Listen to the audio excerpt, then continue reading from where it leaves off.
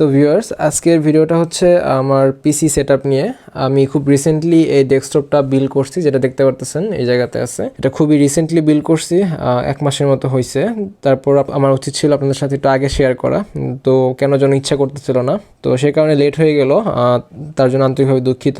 তো আজকের ভিডিওতে আপনাদের সাথে আমি শেয়ার করব কী কী কম্পোনেন্ট ইউজ করছি এবং কেন ইউজ করছি, আর কোনটা ইউজ করে বা কি নিয়ে আমার কাছে মনে হচ্ছে যে ভুল করছি, সেটা আপনার শেয়ার করব। তো আমার ভিডিও সামনে আসতে ইচ্ছা করছে না কেন যেন, তো সে কারণে আমি দুঃখিত। আমি এইভাবেই পুরো ভিডিওটা আমি আপনাদের সাথে কথা বলবো। তো মূলত তো কথাই বলা হয়, সে কারণে আমি মনে করি যে সামনে আসাটা খুব বেশি প্রয়োজন না আর কি। তো এই হচ্ছে আমার সিপিইউটা। তো আমি এই সিপিইউতে হচ্ছে কেসিং ইউজ করছি ডার্কফাস্ট লিও। এটা একটা আলাদাভাবে আমি রিভিউ করছিলাম। এই কেসিংটা হচ্ছে বর্তমানে খুব বেশি চলতেছে আর কি, তো আমার কাছে ভালো লাগছে, ভালো দেখেই চলতেছে। এটা রিভিউ দেওয়া আছে আমার পুরোপুরি একটা, তো এটা নিয়ে আমি তেমন কিছু বললাম না। সামনে 3টা RGB ফ্যান আছে, তো এগুলো হচ্ছে আবার রিমোট দিয়ে কন্ট্রোল করা যায়, মাদারবোর্ডের সাথে সিঙ্ক করা যায় এটা দিয়ে। আর বাকিগুলো হচ্ছে মোড আছে বিভিন্ন রকমের। তো এটা একটা তখন ওইটার মধ্যে অবশ্য লাইটটা দেখানো হয় নাই, তো এই জায়গায় দেখাই দিচ্ছি আমি। তো এই দেখেন যে এই জায়গা থেকে আমি চাইলে এরকমভাবে বিভিন্ন রকমের সিঙ্ক করতে পারবো। আর এটা হচ্ছে মাদারবোর্ড সিঙ্কের বাটনটা, এটা প্রেস করলে মাদারবোর্ডে সিঙ্ক হয়ে যাবে। তো মাদারবোর্ডও RGB সাপোর্টেড আছে আর কি। তো মাদারবোর্ডে দেখতে পারতেছেন যে RGB চলতেছে।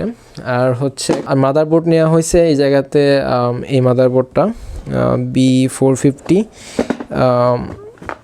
Gaming pro carbon AC MSI এর। তো এটা নেওয়ার কারণ হচ্ছে বেসিক্যালি আমি প্রথমে নিতে চাইছিলাম টমাহক ম্যাক্সটা। তো টমাহক নেওয়ার সময় চিন্তা করলাম যে আমার তো ওয়াইফাইটা দরকার, কারণ থাকি মেসে সাধারণত। এখন তো করোনার জন্য বাসায় আছি, কিন্তু নর্মালি তো থাকা হয় মেসে।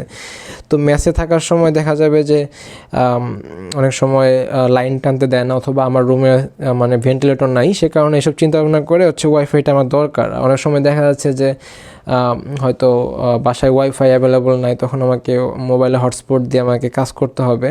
তো সেসব কারণে অনেক কিছু চিন্তা ভাবনা করে ওয়াইফাইটা আমি অপশনে রাখার জন্য নেওয়া। আর টমাহকের উপরে একটা ফিচার্স আছে, সেটা হচ্ছে যে এটার মধ্যে M2 স্লট একটা বেশি আছে, 2টা M2 স্লট আছে। যদিও এর মধ্যে একটা 2.0, কিন্তু আবার অ্যাড্রেসেবল 8GB আছে। যদিও আমার 8GBর উপরে তেমন একটা ইন্টারেস্ট ছিল না, তো 8GBটা হয়ে গেছে আর কি।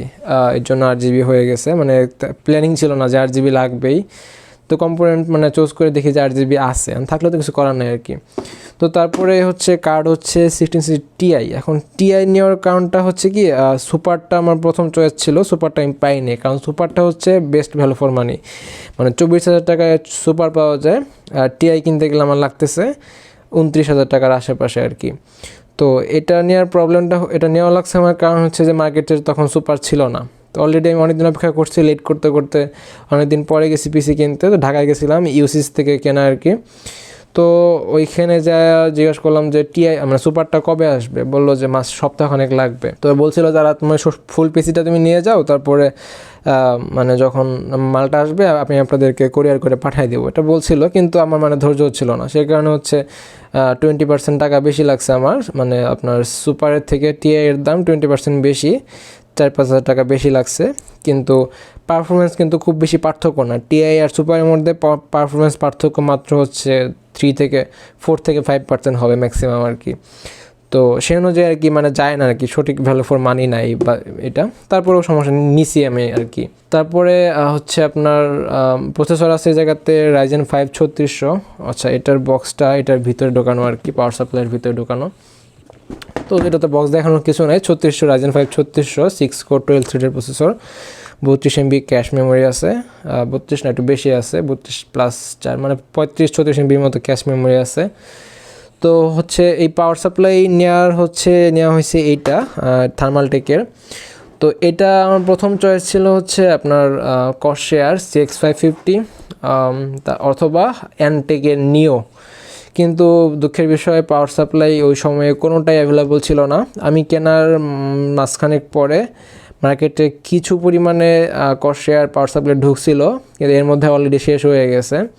তো অবস্থা পাওয়ার সাপ্লাইয়ের খুবই করুণ মার্কেটে। তো এটা নেওয়ার কারণ থার্মালটেক ব্র্যান্ড খারাপ না, আর 80+ ব্রোঞ্জ সার্টিফাইড, আর 550 ওয়াট, সব কিছু মিলাই আর কি। এটা নেওয়ার মতো ছিল আর কি, মানে একবারে যে ফালাই দেওয়ার মতো পাওয়ার সাপ্লাই তা না, সে কারণে হচ্ছে নিচে। যদিও আমার কর্সায়ারটা ফার্স্ট চয়েস ছিল, মানে এটা আমার পড়ে গেছে 6,000 টাকা, কিন্তু কর্সায়ার নিলে আমার কিছু টাকা কম লাগতো, কিন্তু ওটা আবার মানে ব্র্যান্ডটা ভালো আর কি। পাওয়ার সাপ্লাই ম্যানুফ্যাকচারিংয়ের ক্ষেত্রে কর্সায়ারটা বেটার মানে ব্র্যান্ড, থার্মালটাকেও খারাপ না। তো এই গেল হচ্ছে আমার মানে মেন কম্পোনেন্টগুলো। আর কোনো একটা বাকি আছে, ও আচ্ছা, আপনার পিছনে একটা ফ্যান দেখতে পারতেছেন, ওইটা হচ্ছে আমার মানে ঠেকা পড়ে নেওয়া লাগছে। আবার সামনে লোগো লাগাইছি, এটা লাগাইছি বা এটাও ঠেকে পড়ে লাগাইছি, মানে ওই পিছনের ফ্যানটা বন্ধ করা যায় না, রাতেবেলা কাজ করতে নিলে আপনার হচ্ছে ওইটা যায় খুবই বিরক্ত করে, চোখে লাগে, সে কারণে এটা দিছি। মানে মামিসিং এটা পাওয়া যায় না, পিছনে RGB ফ্যানটা মানে অ্যাড্রেসেবল RGB ফ্যান মামিসিং নাই, সে কারণে হচ্ছে আমাকে ওইটাই নেওয়া লাগছে। তো নেওয়ার পরে দেখি যে মানে খুবই বিরক্ত করে, সে কারণে যেটা লাগাই রাখছি, আমার লোগোটা লাগাই রাখছি আর কি চ্যানেলের। আর হচ্ছে এই হচ্ছে আমার মনিটর হচ্ছে HP 22FW। এটা হচ্ছে কেন নিছি, এটা নেওয়া হয়েছে এই PC বিল্ড করার আরও 4-5 মাস আগে। তো এটা নিছি, তখন আমার কোনো আইডিয়া ছিল না মনিটর সম্বন্ধে, মানে মনিটর লাগতো, সেই কারণে তখন আমি ল্যাপটপের সাথে ইউজ করি, যে ল্যাপটপ পড়ে আছে ওই জায়গাতে ল্যাপটপটা আছে, তো ল্যাপটপ দিয়ে আমি মনিটরটা ইউজ করতাম তখন। মানে বেসিক্যালি আমার ল্যাপটপের স্ক্রিনটা আমার মানে কাজ করতে খুব বিরক্ত লাগতো, সেই কারণে এটা মনিটরটা নেওয়া হয়েছে।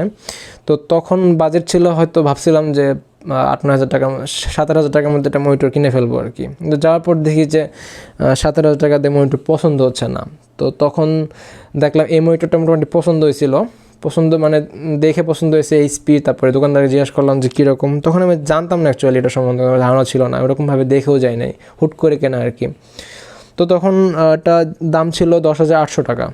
এরপরে এটার দাম যে কী হারে বাড়ছে, এটা মানে যারা এটা কেনার চেষ্টা করছে এরাই জানে। এটার দাম এখন চলতেছে 13,000 টাকা, মানে 13,000 টাকার উপরেও বিক্রি হয়েছে, মানে এত এটার আকাল পড়ছিল প্রাইসের। আমি কেনার পরেই দাম বেড়ে গেছে, আমি কিনছি 10,800, এখন মানে 13,000 টাকা হলো, আপনি এটা হয়তো খুঁজে পাবেন না মার্কেটে। তো যাই হোক, এই মনিটর ঠিক আছে, আমার কোনো আপত্তি নেই, মনিটর ভালোই চলতেছে। এটা এফটা মানে পিছনে ব্যাকগ্রাউন্ডটা সাদা, এটারও কিন্তু আমার রিভিউ দেওয়া আছে একটা এই মনিটরের উপরে। তো আর হচ্ছে পাওয়ার সাপ্লাই বললাম, মোটামুটি সবই বলা হয়েছে। আর এসএসডিটা বাকি আছে বলা। এসএসডি হচ্ছে আপনার লাগানো, HPর SSD লাগানো হয়েছে, ওটা 4,000 টাকার মধ্যে আছে, তো মানে একটা ব্যালেন্স পর্যায়ে আছে, সেখানে লাগানো হয়েছে। আমি বললাম আমি SSD স্লট আছে আমার 2টা, তারপর তো আমি মানে SSDটা লাগাইছি, আমার কম দামে দরকার ছিল, আমার SSD ছাড়া চলতে পারতেছিলাম না, হাতে তেমন টাকাও ছিল না, সে কারণে আমি মোটামুটি স্পিডের মধ্যে আপনার HPটা নেওয়া হয়েছে। পরবর্তীতে আমি একটা 512GB SSD লাগাবো আরেকটা, যেহেতু 2টা স্লট আছে, আরেকটা স্লটের মধ্যে আমি 512GB লাগাবো আর কি। তো সেই কারণে আমি আপাতত কম নেই কাজ চালাইতেছি আর কি। প্রথম একটা ভুল হয়েছে আমার এই মাদারবোর্ডটা নেওয়া হয়েছে, দেখতে পাচ্ছেন যে B450 চিপসেটের, ওয়াইফাই আছে, সব ফিচার্সই ভালো, ঠিক আছে, জাস্ট হচ্ছে B450 যদিও খারাপ না, মানে এটা খারাপ বলার কোনো স্কোপই নাই, কিন্তু ঘটনা হচ্ছে আপনার 5000 সিরিজটা মানে একদম 5000 সিরিজের যে নতুন প্রসেসর আসবে AMD, সেটা মানে প্রপারলি সাপোর্ট করবে কিনা আমার সন্দেহ আছে। করবে ঠিক আছে, কিন্তু হয়তো কিছুটা প্রবলেম হলেও হইতে পারে। তো সেই কারণে হচ্ছে আমার এত টেনশনের দরকার ছিল না, আমি B50 নিতে পারতাম, যেহেতু আমি দাম দিয়ে কিনলাম। তো ওয়াইফাই হচ্ছে আপনার এক্সট্রা পাওয়া যায় আপনার ওই PCI স্লটে লাগানোর মতো, মানে অনেকটা গ্রাফিক্স কার্ডের মতো দেখা যায় জিনিসটা, ওটা পাওয়া যায় কিনতে। ওটা লাগাই নিলে আমার কিন্তু যে কোনো মাদারবোর্ডে আপনি ওয়াইফাই এনেবল করতে পারবেন ওই কার্ডটা লাগাই নিলে আর কি। তো ওটা যদি যেহেতু পাওয়াই যায়, তাহলে আমার কী দরকার ছিল ওয়াইফাইয়ের জন্য আমি এই চিপসেটটাকে স্যাক্রিফাইস করা। তো এটা একটা ভুল হয়েছে। আর দ্বিতীয় ভুল হচ্ছে আমার এই গ্রাফিক্স কার্ডটা আমার উচিত ছিল 16 সিরিজ সুপারটা নেওয়া, 4-5 দিন বেশি অপেক্ষা করে। তো আর হচ্ছে আমার মাউস কিবোর্ড নিয়ে কিছু বলা হয় নাই। তো মাউসটা আমি নর্মাল ইউজ করতেছি, মানে আগে যেটা ল্যাপটপের সাথে চালাইতাম এটা চালাইতেছি আমি। তো এটা নর্মাল মাউস, 200-400 টাকা দাম হবে হয়তো।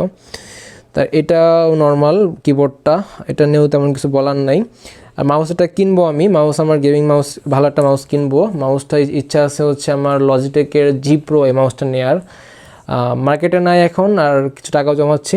তো টাকাটা জমানো হয়ে গেলে আমি 2-1 মাসের মধ্যে আমি আশা করি যে এই মাউসটা আমি ওই যেটা মাউস কেনার ইচ্ছা বললাম লজিটেক G Pro, আর এটা শ্রাউড ইউজ করে, G Pro G Pro যেটা আপনার ব্লুটুথ, ওইটা ইউজ করে হচ্ছে শ্রাউড। তো তো বুঝতে পারতেছেন যে এটা কোন লেভেলের মাউস। তো এই মাউসটা আমার কেনার ইচ্ছা আছে, 6,500 টাকা দাম পড়বে। সরি, ওয়্যারলেস হবে না আর কি, ওয়্যার্ড হবে, সমস্যা নাই, মানে একই হার্ডওয়্যার বাকি সব কিছু। তো এই ছিল হচ্ছে মোটামুটি আমার ডেস্কটপের বর্ণনা। তো সামনে আসতে পারলাম না, সেটার জন্য আবারও দুঃখিত। আশা করি আপনারা ক্ষমা সুন্দর দৃষ্টিতে দেখবেন ব্যাপারটাকে। ইনফর্মালি ভিডিওটা করে ফেললাম। তো এই পর্যন্তই, ভালো থাকেন, দেখা হচ্ছে নতুন কোনো ভিডিওতে। সে পর্যন্ত ভালো থাকবেন, টেক কেয়ার, টাটা।